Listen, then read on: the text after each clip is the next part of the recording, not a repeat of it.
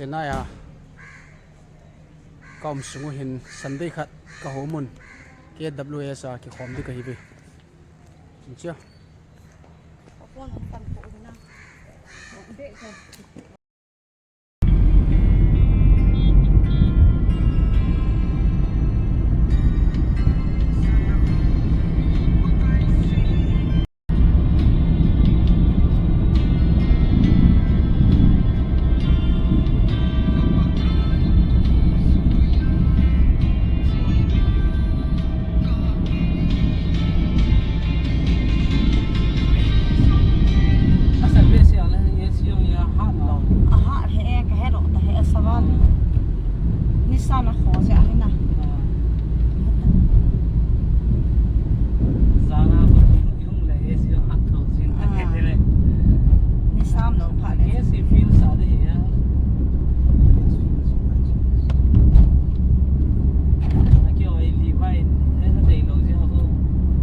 airport am lai hai bia hung do no chong airport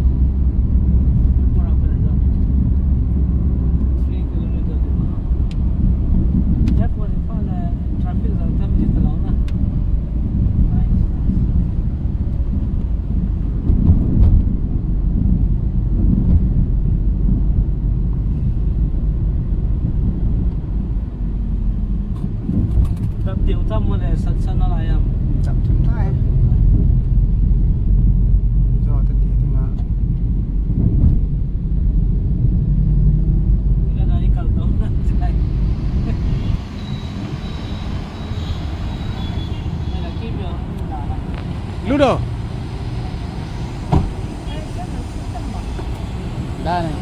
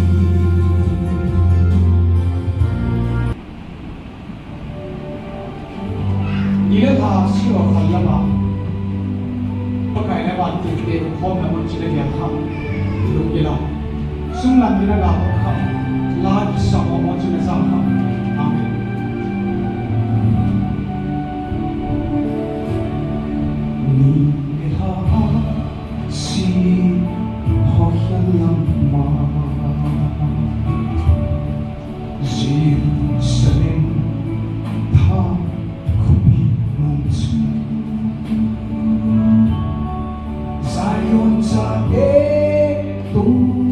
lai ale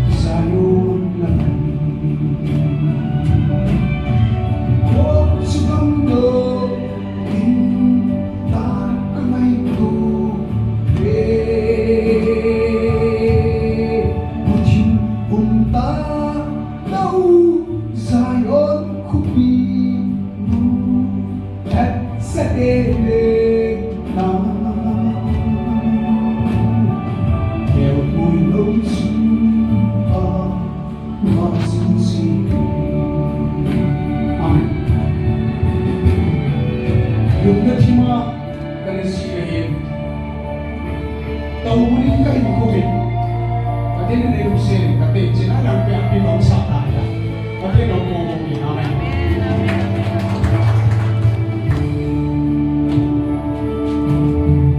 kakandot si ka luntukan si amen sulisan kin kamay si kapag him ôi kamay na ngay chim ôm ken sayo kumi o sugando him la kamay ko Một chim cùng ta lâu dài ôm khúc bi nụ thật sẽ để nó theo vui nấu chung và xin xin Một chim cùng ta lâu dài ôm khúc bi nụ thật sẽ để nó theo vui nấu chung và xin xin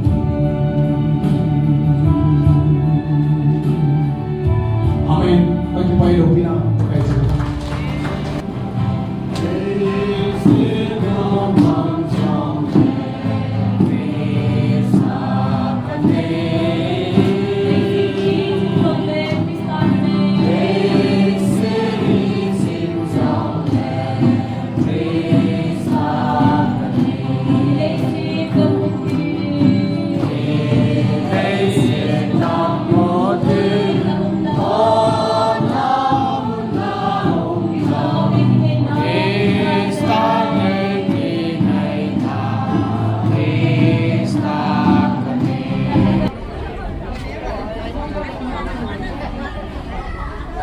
Anh này kilo mà khá hay liều xuống này kilo vì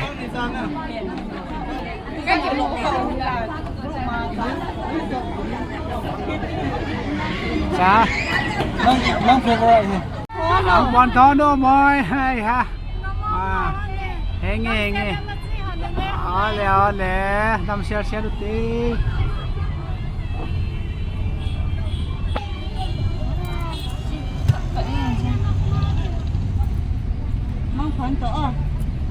Mang phê tiếng rồi không? alo thầy lô bên mà nó mang phòn này